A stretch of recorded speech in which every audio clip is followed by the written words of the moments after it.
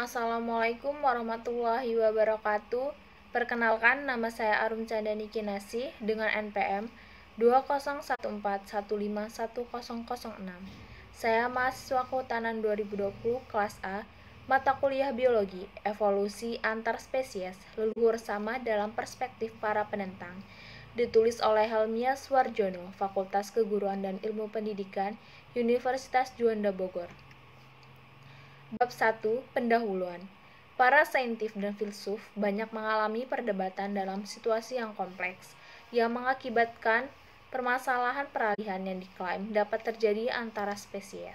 Istilah evolusi muncul untuk pertama kali di dalam pengertian ilmiah modern oleh seorang geologis berkebangsaan Skotlandia bernama Charles Lyell pada tahun 1832, yang disusul Charles Darwin pada tahun 1859 dalam bukunya yang berjudul On the Origin of Species. Kata evolusi ini kemudian dipopulerkan oleh Herbert Spencer, seorang ahli biologi yang berasal dari Inggris. Dalam bukunya Social Static, konsep evolusi sangat berkaitan dengan perkembangan ciri atau sifat dari waktu ke waktu melalui perubahan bertingkat, tanpa bahwa pengertian yang dimaksud olehnya tidak terkait dengan kajian biologi, dan pada perkembangannya istilah tersebut tenggelam bersama dengan perkembangan pemikiran para ahli filsafat yang lain.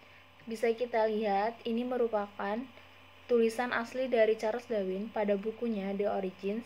Berdasarkan semua latar belakang yang dapat diuraikan di atas, kajian ini tidak bertujuan untuk memberikan pengadilan terhadap konsep-konsep yang ditengahkan oleh Darwin, akan tetapi hanya memaparkan pemahaman akan leluhur yang sama dalam ilmu evolusi dari sisi para ilmuwan dan ahli yang menentangnya. Bab 2. Metode. Metode dasar analisis. Metode yang digunakan dalam penelitian ini adalah analisis data yang disajikan secara deskriptif dan kualitatif, serta kuantitatif. Kemudian, metode deskripsi.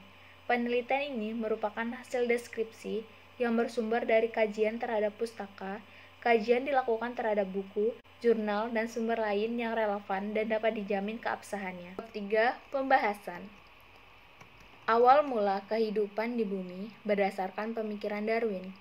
Ketika kepulangannya ke Britania Raya di tahun 1836, Darwin memahami bahwa asal mula spesies dengan adaptasi terhadap lingkungan merupakan keterkaitan yang erat. Intisari tulisan Darwin yang kemudian menjadi sangat populer adalah: 1. Spesies yang hidup sekarang merupakan evolusi dari spesies yang hidup sebelumnya. 2. Cara terjadinya evolusi adalah melalui seleksi alam. Menurutnya, semua makhluk hidup yang memiliki ciri yang sama atau homolog berasal dari leluhur yang sama dan evolusi menjadikannya berlainan pada saat ini. Darwin mengatakan bahwa makhluk hidup berasal dari awal yang tunggal.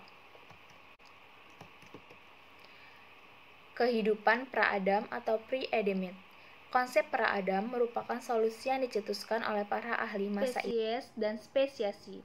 Spesies berasal dari bahasa Latin yang artinya jenis atau penampakan. Spesies adalah unit populasi terbesar di mana pertukaran genetik mungkin terjadi dan terisolasi dari populasi yang lain secara genetik. Sedangkan spesiasi adalah pembentukan spesies baru. Menurut Mayer, setiap organisme memiliki 3 sifat, yaitu dapat menyesuaikan diri dengan lingkungan, dapat hidup berdampingan dengan spesies yang berbeda, dan tidak dapat melakukan perkawinan dengan spesies lainnya. Perubahan antar spesies. Teori evolusi menyatakan bahwa semua makhluk hidup yang beraneka ragam di bumi berasal dari satu nenek moyang yang sama. Teori ini menyatakan bahwa kemunculan makhluk hidup yang sangat beragam terjadi melalui variasi-variasi kecil dan bertahan dalam rentang waktu yang sangat lama. Menurut Lamarck, makhluk hidup mewariskan ciri-ciri yang mereka dapatkan selama hidupnya berikutnya, sehingga terjadilah evolusi. Sejarah penentangan. Seorang naturalis Inggris bernama Wallace menentang teori Darwin. Ia menciptakan teori seleksi alam. Menurutnya, manusia terlalu cerdas, beradab, dan canggih sebagai produk seleksi alam semesta. Menurut Wallace, kemampuan Homo sapiens bukanlah hasil seleksi alam, melainkan campur tangan suatu hal supranatural yang menjadikan manusia modern sedemikian istimewa. Samuel Wilberforce adalah salah satu tokoh yang memberikan kritikan terhadap Darwin dan teorinya. Dia mengkritik The Origin of Species, terutama mengenai teori tentang seleksi alam. Samuel menentang keras akan kemungkinan bahwa manusia dan berbagai jenis kera memiliki nenek moyang yang sama. Kritikan tajam ia sampaikan pada perdebatan tentang evolusi pada pertemuan British Association pada 30 Juni 1966. Perkataan bersejarah yang diungkapkan oleh Samuel ialah bahwa ia akan lebih mudah mengakui bahwa ia adalah keturunan kera daripada ia harus memberikan ketidakbenaran diajarkan. Bukti-bukti ilmiah penentangan. 1. George Mendel. George Mendel merupakan bapak genetika. Kemunculan hukum Mendel seharusnya meruntuhkan teori evolusi. Hukum Mendel telah memposisikan Darwinisme pada keadaan yang sangat genting. Kemunculan hukum Mendel seharusnya meruntuhkan teori evolusi. Hukum Mendel telah memposisikan Darwinisme pada keadaan yang genting. Meskipun teori seleksi alam menganggap mutasi sebagai satu-satunya sumber dari perubahan menguntungkan, tidak ada mutasi dalam bentuk apapun yang teramati yang benar-benar menguntungkan, yaitu yang memperbaiki informasi genetik hingga sejauh ini. Berikut adalah gambar yang mendukung bukti-bukti ilmiah penentangan. Kemudian George Cuvier. Cuvier yakin bahwa organ yang disebut vestigal bukanlah sisa-sisa evolusi yang tak ada manfaatnya, melainkan ujung tulang belakang manusia, sering disebut sebagai tulang ekor, dulu dianggap sebagai sisa yang tidak berguna dari ekor monyet yang dianggap sebagai kita. Sekarang diketahui bahwa tulang itu adalah titik kaitan penting bagi otot-otot penumpang tubuh dan isi perut kita. Harun Yahya. Adnan Hoca atau Adnan Oktar merupakan ilmuwan sekaligus seorang saintis asal Turki yang dikenal dengan nama pena Harun Yahya. Dia mengemukakan bahwa bukti-bukti fosil yang ditemukan justru memberi bukti bahwa kehidupan di bumi ada secara tiba-tiba dan dalam kondisi yang lengkap dan utuh berdiri sendiri. Yang kedua, hal yang paling meragukan adalah belum ditemukannya makhluk transisi daripada setiap perubahan yang terjadi antar spesies. Hal inilah yang kemudian memunculkan konsep missing link atau garis keturunan yang hilang. Bab keempat, penutup.